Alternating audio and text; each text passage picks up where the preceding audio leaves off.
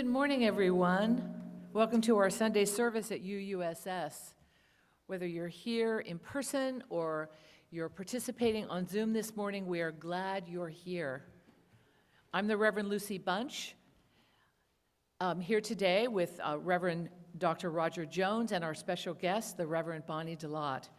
Reverend Roger will introduce Reverend Bonnie a bit later in our service.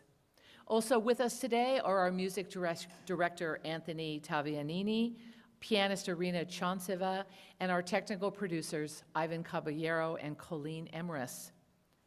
Our mission statement says, "We come together to deepen our lives and be a force for healing in the world."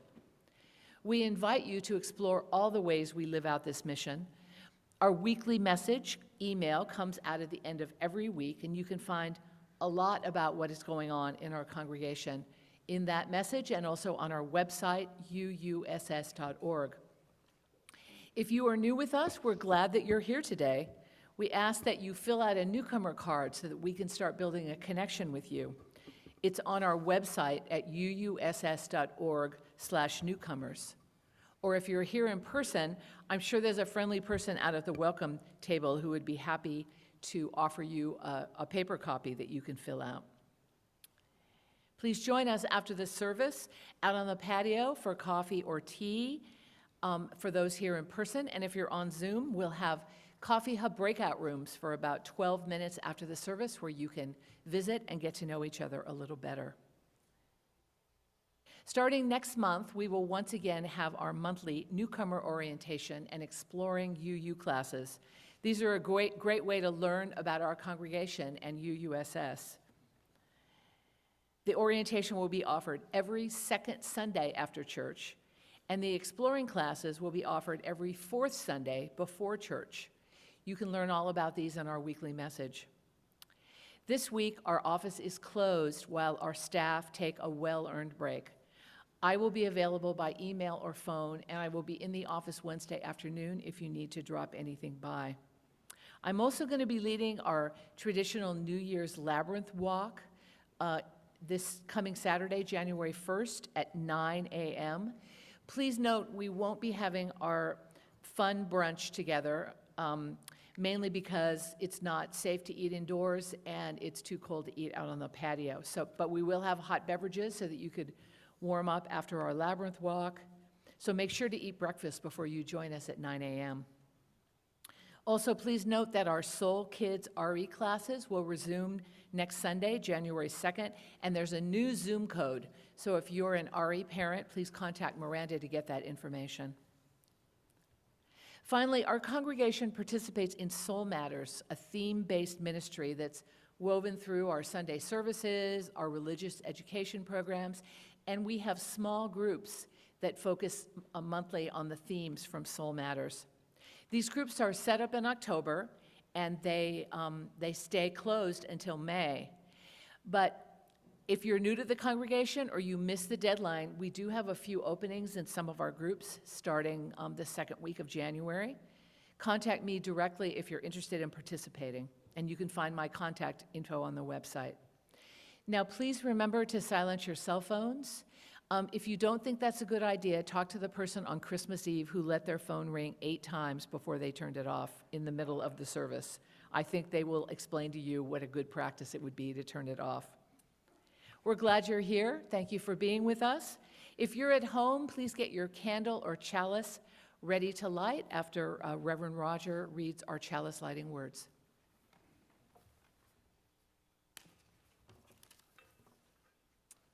Good morning. Good morning. Good morning. Merry Christmas to you if you're here in the sanctuary or if you're participating on Zoom. And if you are on Zoom, you can see the order of service by clicking the link that's in the chat. It's posted on our website for today's service, and you can pick up an order of service. It's folded into a blue sheet, which is our weekly announcements on the back table or on the hymnal table. It's great to be with you on this day. Great to have you with us. Our chalice lighting words are by the late Reverend Dr. Howard Thurman, who was the first African-American dean of the chapel at Boston University, which is where Martin Luther King got his doctorate, and Dr. Thurman was a mentor of his there, and has written many prayers and invocations, including the one that we will use today. So I invite you to look at the words on the slide and to join with me in unison in reading these words by Howard Thurman.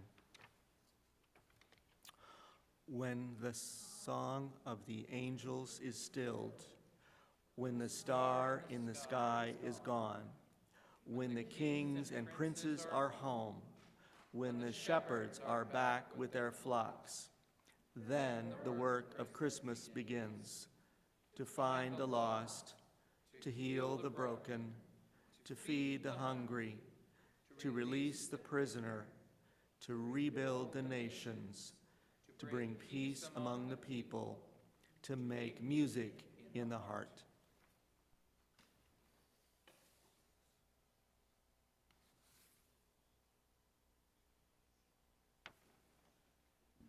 We have opened to joy this December. As we bring the month to a close, we now stand and sing out that joy with Joy to the World.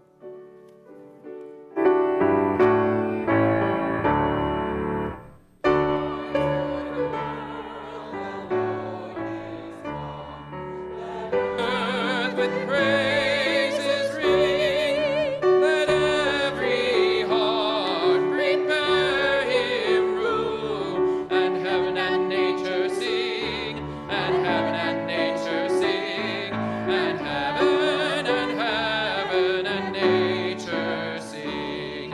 Joy to the earth, now gladness rings, let hearts their songs employ, while fields and floods, rocks, hills, and plains repeat the sounding joy, repeat the sounding joy, repeat the sounding joy. No more let sins and sorrows grow, nor thorns infest the ground. Let righteousness its glory show, as far as love is found, as far as love is found, as far as love is found. Love rules the world with truth and grace, and all creation proves the glories of this righteousness, and wonders of this love, and wonders of this love, and wonders of this love.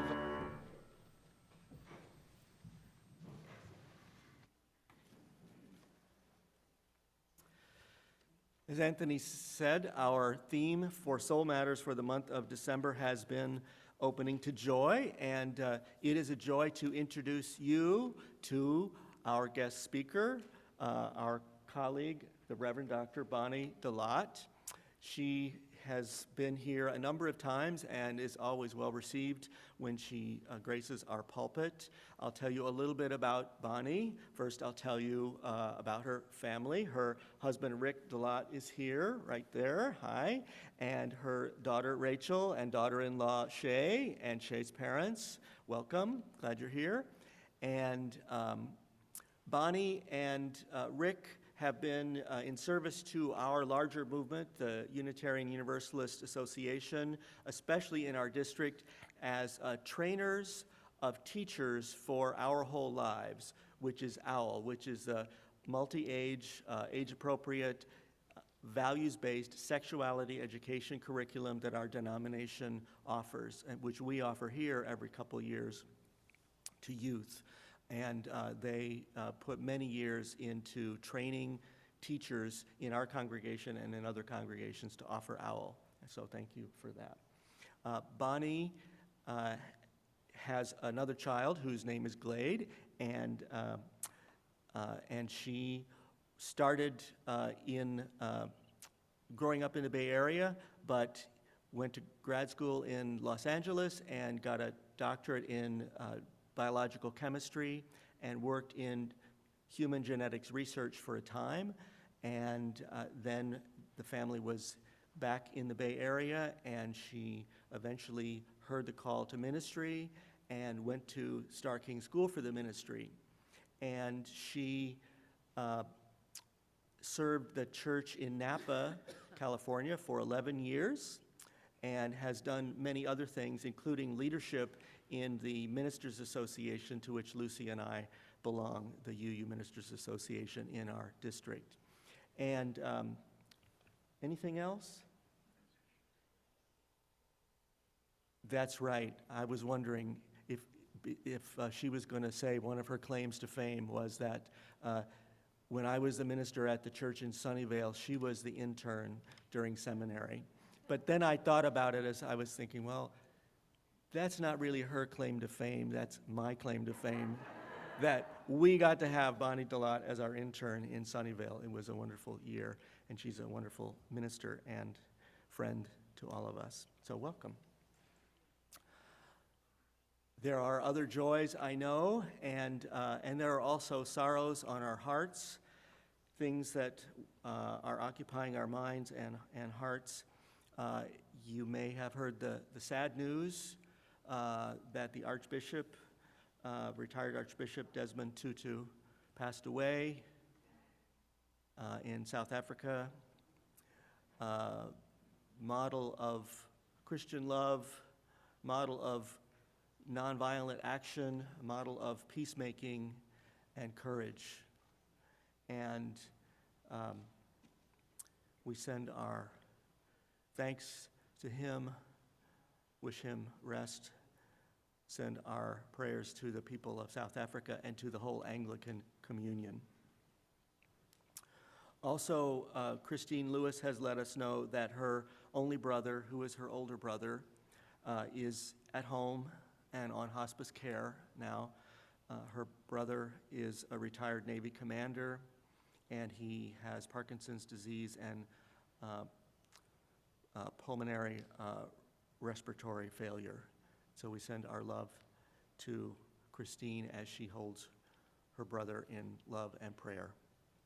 If you have a joy or sorrow to submit for us to read in a service or to let us know, the link to that is on our website, and you can enter it there, and then we will have it before the service, or you can call the office during the week, or you can contact one of the ministers in advance of Sunday. Now, those of you who are on Zoom are invited to open your chat and post your joys and sorrows that one another can see right now, and Lucy and I will be able to see later on after the service. And if you're here, you're invited to enjoy the music or to gently move about and share your joys or sorrows or warm greetings with one another.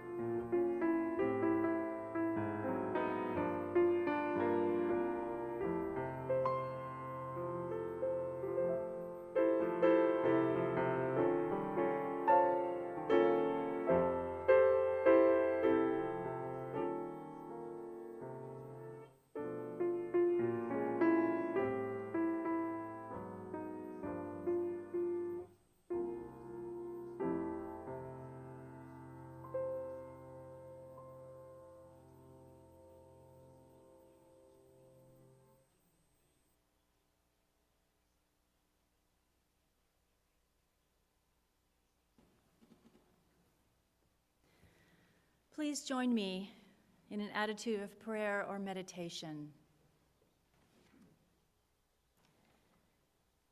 In these days, as the earth spins toward the end of another year, the sun seems to stand still in the sky, and we too may have a chance to be still for a day or two. Before the rush of the New Year's celebration is upon us, let us take some time to pause and reflect upon the most important gifts offered by this season. First, the gift of beauty. Beauty is everywhere this time of year. In the colorful decorations around us, in the moon and the stars shining through the long, dark nights, in the snow falling on the mountain pines, and in the green grass pushing up hopefully after this desperately needed rain. Second, the gift of mystery. Cold days and long nights invite us into rest and contemplation. What will come to pass this next year? What may be gained or lost? What or who are we being called to remember, to reconnect with, to let go of? What will be born or reborn? And what or whom may die? At last, the gift of kindness. Suffering is inescapable in life. You or someone close to you may be suffering at this moment with loneliness, isolation, illness, grief, or sadness. Kindness cannot take away suffering, but can make it bearable. In this time of generosity, what kindness can you afford to give? A smile, a call, a meal, a letter, a visit? Spirit of life and love, we are grateful for the gifts available to us this time of year. May our eyes and ears open to the beauty of the winter season. May our spirits open to the mystery of the turning year, and may our hearts be warmed by the gifts of kindness we give and receive. Please join me now in a time of silent reflection.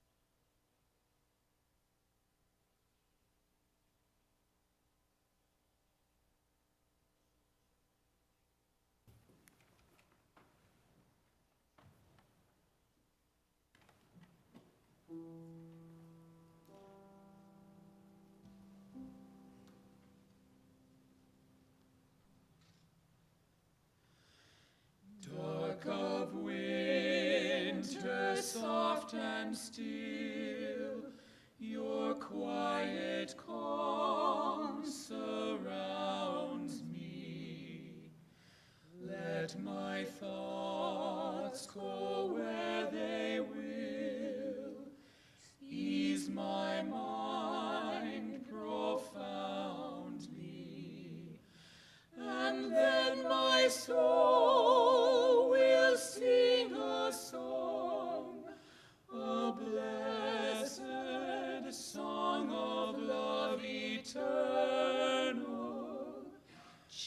Gentle darkness, soft and still,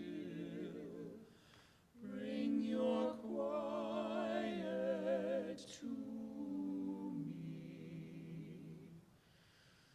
Darkness, soothe my weary eyes, that I may see more clearly. When my heart with sorrow cries, comfort and caress me, and then my soul may hear a voice, a still small voice of love eternal. Darkness, when my fears arise, let your peace flow through me.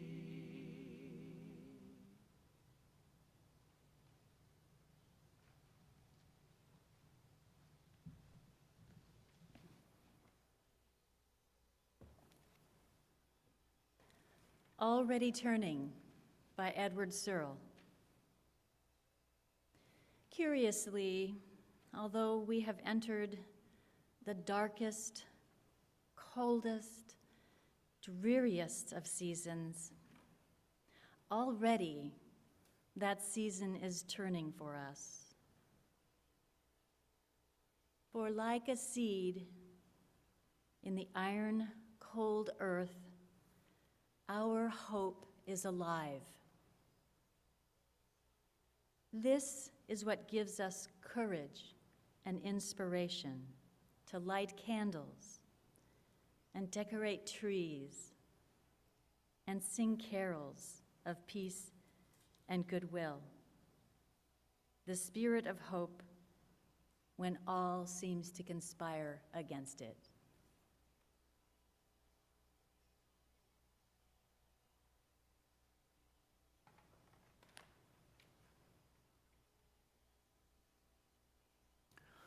One of the ways this congregation embodies hope is by our practice of generosity, by giving away half of our offering every Sunday morning.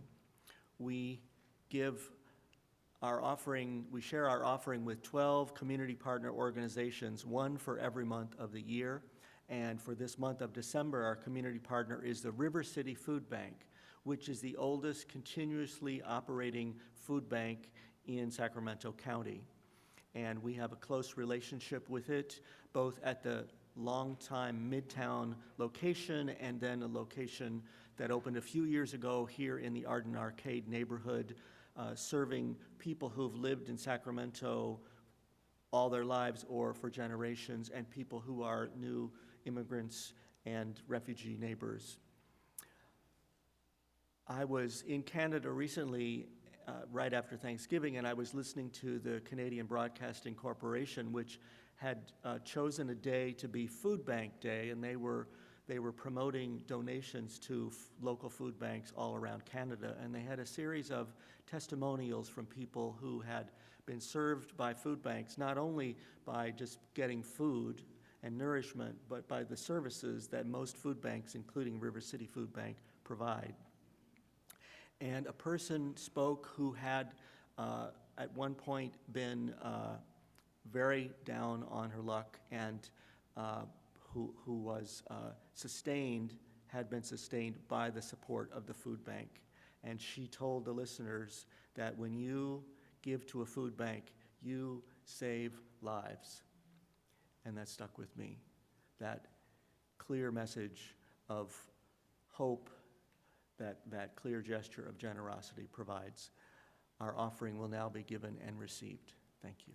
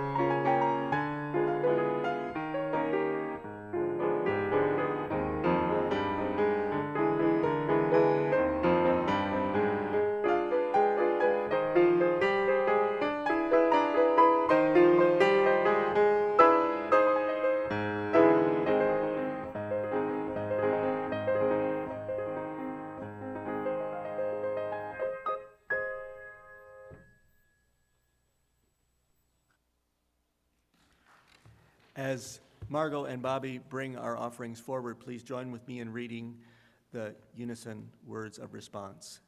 May the spirit of gratitude and multiply all that we have, all that we give, and all that we receive.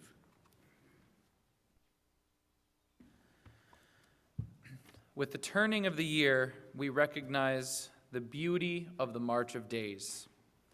Please join in singing all 3 verses after I sing the first verse once through.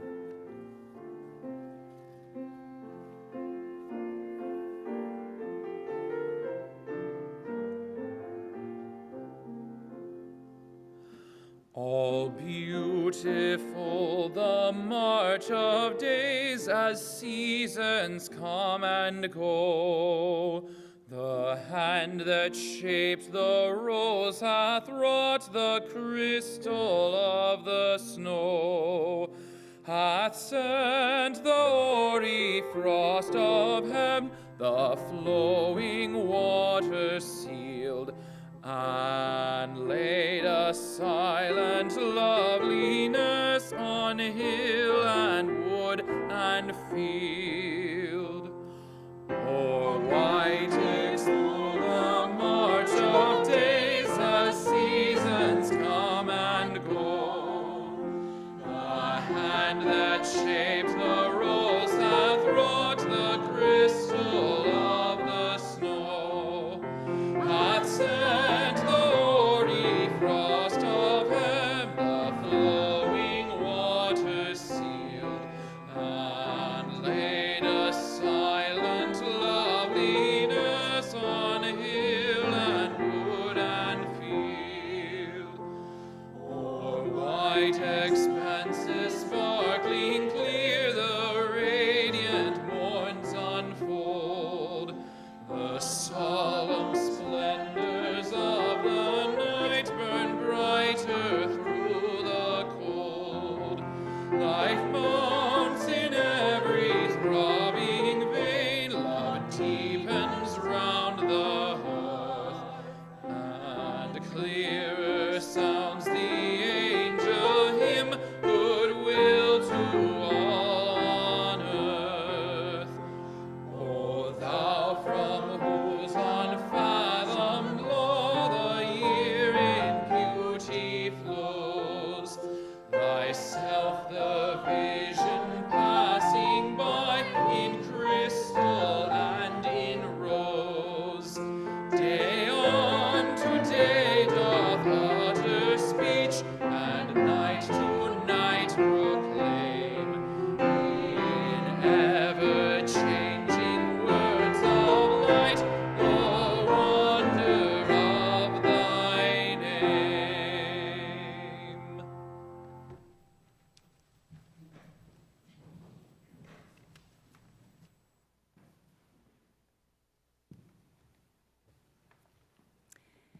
It's a great pleasure to be here with you today. Hearing Roger introduce me is worth the trip alone. He's being a little modest, though. I do still call him when I have thorny questions. So thanks for inviting me. I really enjoy the days between Christmas and New Year's because, I don't know, there's something about the light outside that's really special. To me, things look very fresh and sparkling and new, clean. I find that the effect of that light must be pretty powerful because it apparently inspires us to think we should be sparkling and new too, and thus the whole New Year's Eve resolution thing. Like many people, most I believe, I haven't had a lot of luck with New Year's resolutions. Last year, I was sure I was onto something. What if I just resolved to be the most honest and authentic person possible? I could keep all my unhealthy habits that way. I mean, would it really be that hard? Seems like it would be easier than taking up jogging or eating less butter. Well, it turns out not to be so easy.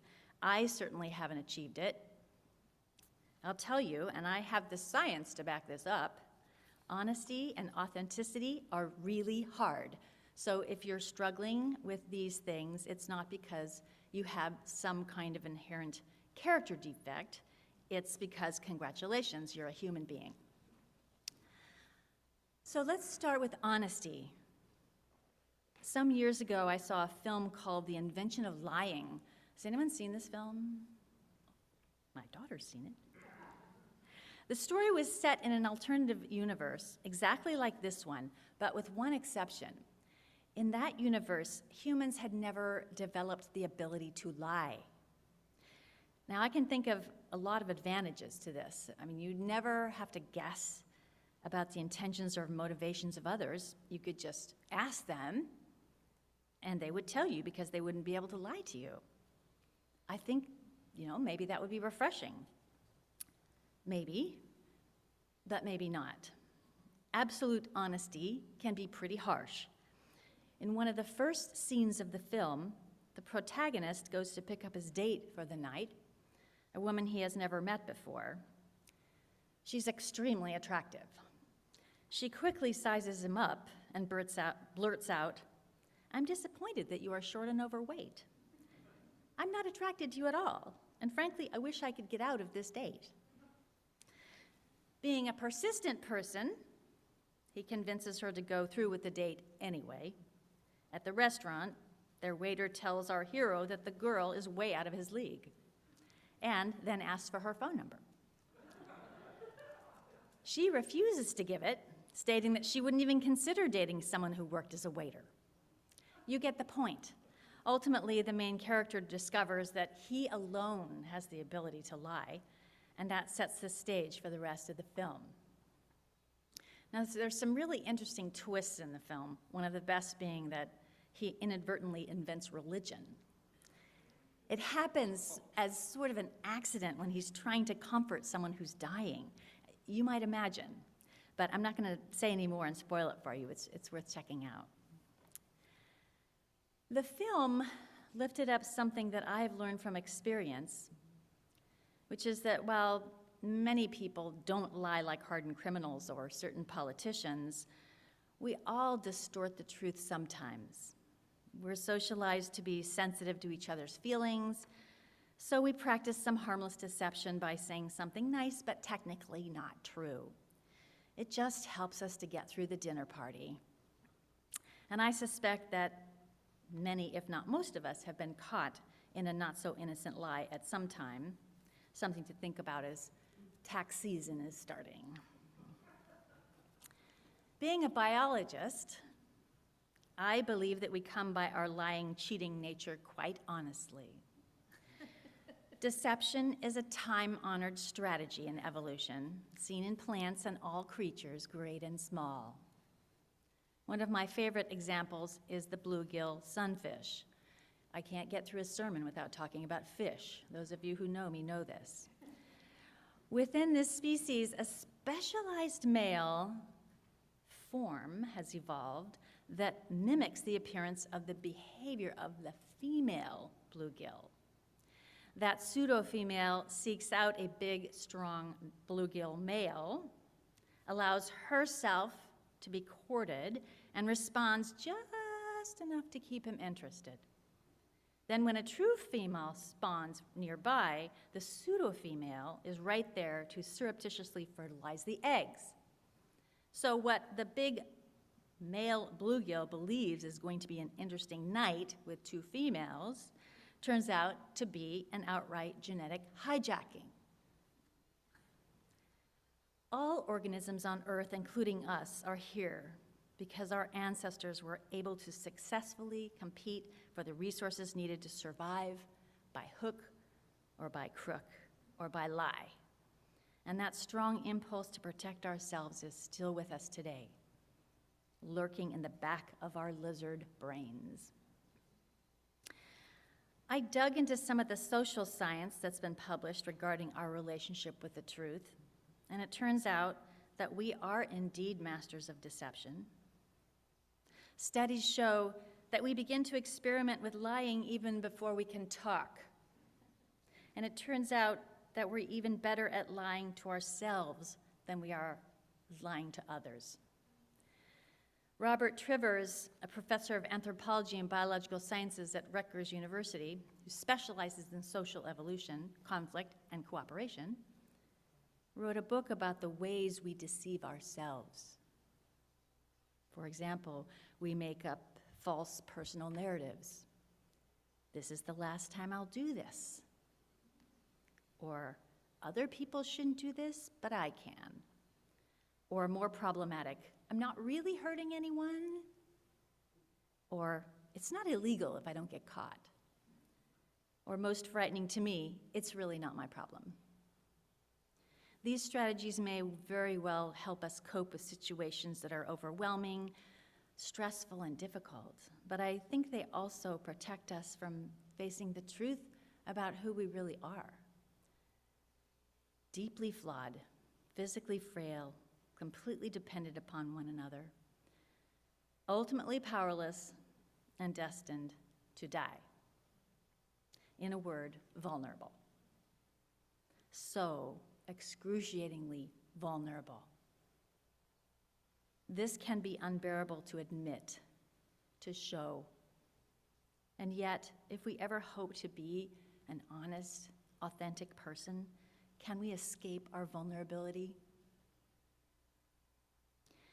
If you've done a deep dive into the subject of vulnerability, you probably know about Brené Brown, who wrote a book in 2012 called Daring Greatly: How the Courage to be Vulnerable Transforms the Way We Live.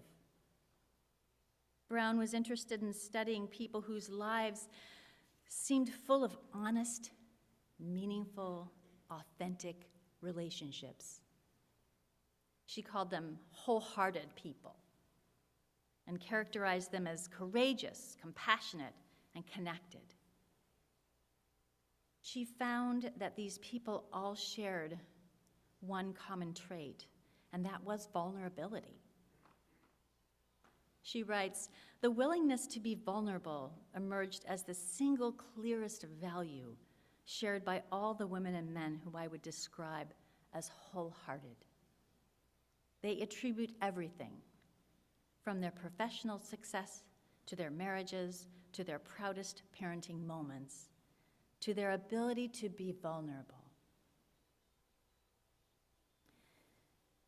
In the stories of her subjects, Brown discovered that our ability to accept and embrace our vulnerability is a quality that is essential if we want to create and maintain meaningful, steadfast, trusted relationships. Now, initially, to me, this was not something that made any sense, and Brown wasn't so thrilled about it either. I mean, who wants to be vulnerable? I certainly remember a time when I regretted opening up to someone, and I think a lot of us have those kinds of stories. Brown understands this. She writes, "Our rejection of vulnerability often stems from our associating it with emotions like fear, shame, grief, sadness, and disappointment. What took her a decade of research to learn is that vulnerability is also the cradle of the emotions and experience we most crave. Vulnerability is the birthplace of love, belonging, joy, courage, empathy, and creativity. It is the source of hope, accountability, and authenticity." So as I mentioned, my first reaction to this idea was, well, that just sounds ridiculous. I prefer to avoid being vulnerable, and I'm not alone. Brown devotes an entire chapter to the habits that we develop just to avoid feeling vulnerable. We might numb ourselves with an addiction, a compulsive behavior, or anything that we use consistently to distract ourselves from our feelings. Drinking, binging, isolating, or my favorite, shopping. Another way of resisting vulnerability is perfectionism, my personal favorite. Perfectionism isn't the same as trying to do your best. It's insisting on having control over every variable before you're willing to open yourself up. It's an attempt to remove all elements of risk from relationships. Good luck with that. Believe me, I've tried. As a minister, for example, I'm supposed to know stuff, right? For example, I think I should be able to remember which topic I agreed to preach on in a given day, in the day or so before I give a sermon, but I don't always, and then I have to look it up. When someone asks me, what are you preaching on? It's a little inconvenient if you can't remember. And a voice in my head says, seriously, what kind of minister are you anyway? Shouldn't you just remember that kind of stuff? What's going to happen when someone asks you a real question, like, why am I suffering so much? Or what does my life mean? And of course, the voice in my head goes on to warn me that the answer to those difficult questions must be wise, witty, profound, eloquent, and delivered with absolute confidence. No problem. But Brené Brown would not agree. She would say that even if I were capable of coming up with some confident answers, it would be much better to answer honestly from a place of vulnerability. This would mean simply admitting that I don't have all the answers, that I struggle with the same questions, and that often life is a complete mystery to me. That is an authentic, honest answer. Other ministers may feel capable of delivering the one right answer straight from God's mouth, but Brown would say that delivering the correct answer is not what a wholehearted person does, because those answers do not foster the kinds of connections that are forged when we wrestle with those questions together. Who are these wholehearted people, and what do they know? Brown describes them as having absolute trust in two things. First, they trust that they are worthy of unconditional love, even though they may not often experience it. The second thing they trust in is that their flaws and foibles actually make them who they are, and therefore okay. So let's do a little experiment. Think back now to a memorial service that you attended that felt particularly meaningful to you. What do you remember? Did you cry when the person's professional credentials were listed? Was it meaningful to hear that they had a perfectly decorated home and won prizes for baking pies?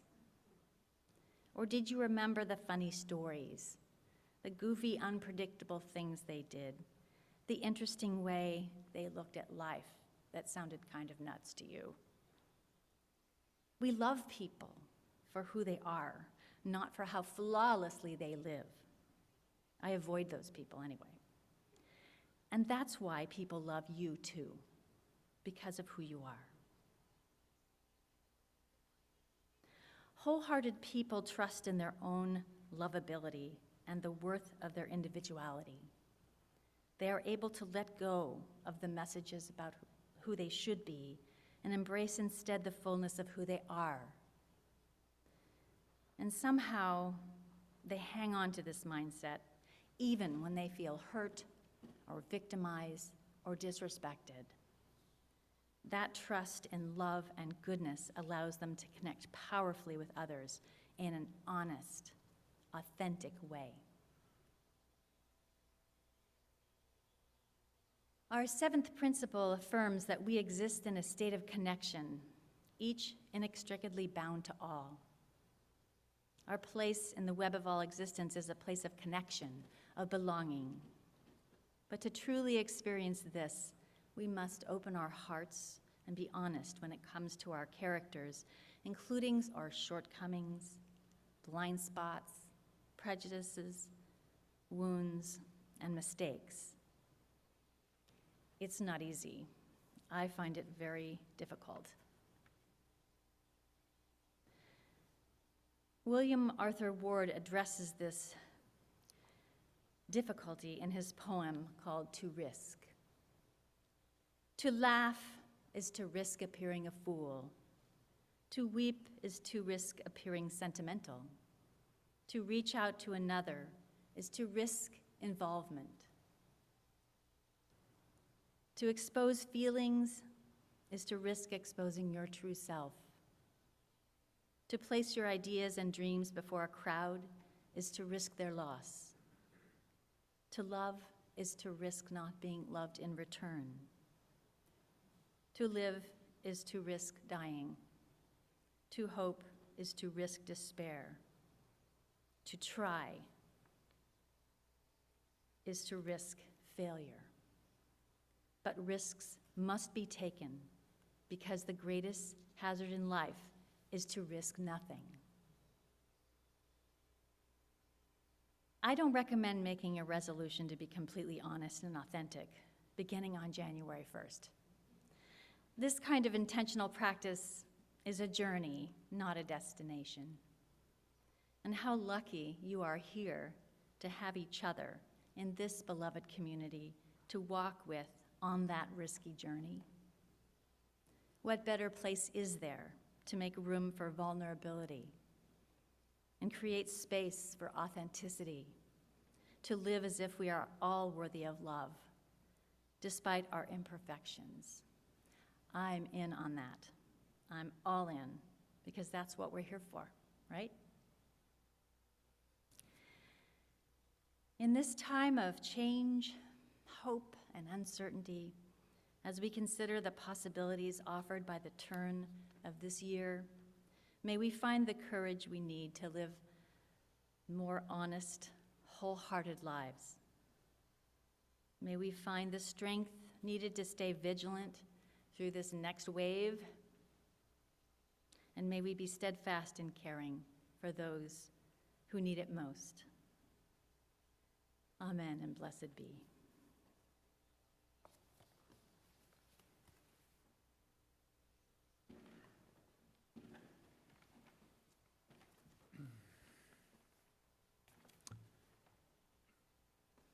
As we soon venture forth today with the spirit of gladness, please rise in body or spirit to sing, "Come and Go With Me."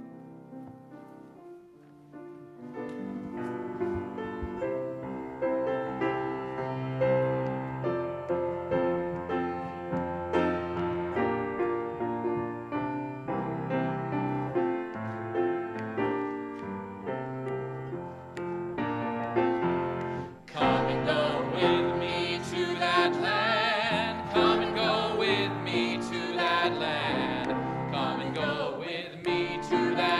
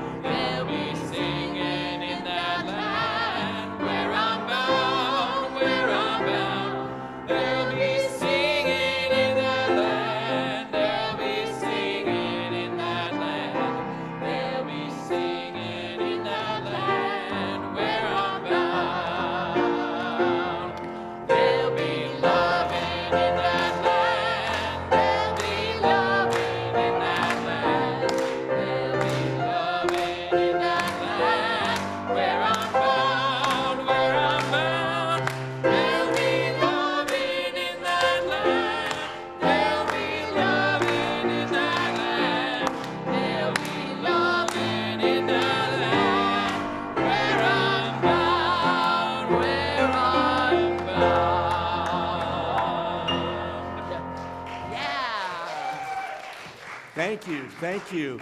Thank you, Bonnie. And Bonnie will be out on the patio where the coffee is, if you would care to greet her afterwards. And now we extinguish our chalice.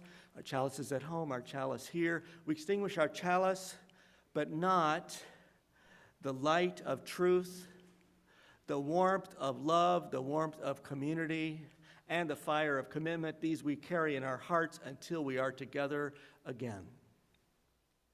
Now we invite you to reach out to one another. If you're home, reach out to us for the benediction. A Christmas Benediction by Richard Gilbert. Faith, hope, love, these three I offer you this season. Faith that living affirms, hope that caring illuminates, love that matters more than anything. Faith, hope, love. These three, not as gifts I offer them, for they are not mine to give. They are yours and mine to share, humbly with one another. Fumbling, we hold their promise in our hands. Faith, hope, and love, these three I offer you this season. Amen. Go in peace.